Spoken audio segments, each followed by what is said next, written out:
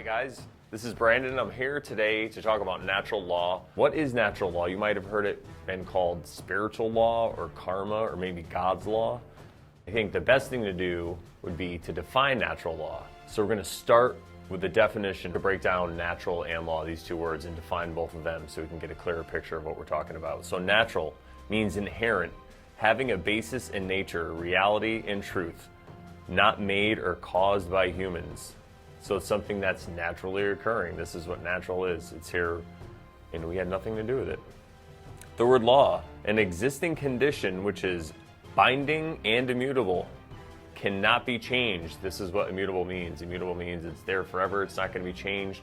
Think of gravity. Gravity is a law. So here's the definition of natural law. Universal, non-man-made, binding, and immutable conditions that govern the consequences of behavior. And this is for human behavior or any behavior of a higher intelligence that we might not be aware of.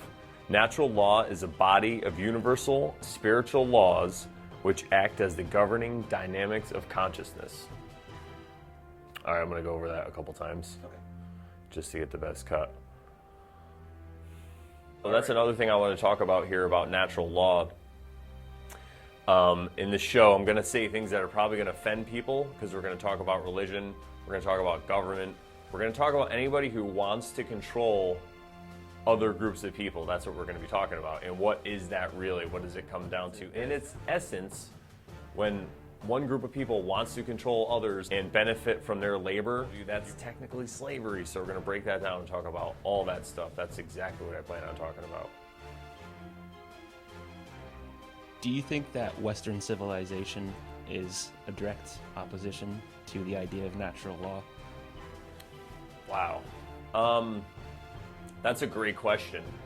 And I think that it goes back to not throwing out the baby with the bathwater. Western civilization has brought us a lot of really good things and a lot of really bad things.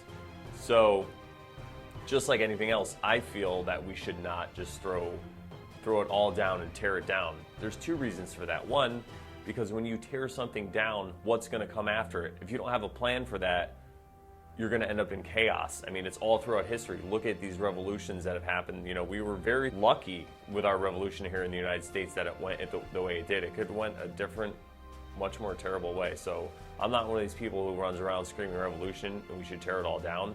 However, I also don't think that we should participate in a lot of things that happen, especially if we don't agree with it. So I think that the answer would lie more in, we need a shift in consciousness. We need people around the world to understand, or just in this country, or just around you, to understand actually the principles that we're going to be talking about, which is natural law and what everything that it encompasses and everything that it involves.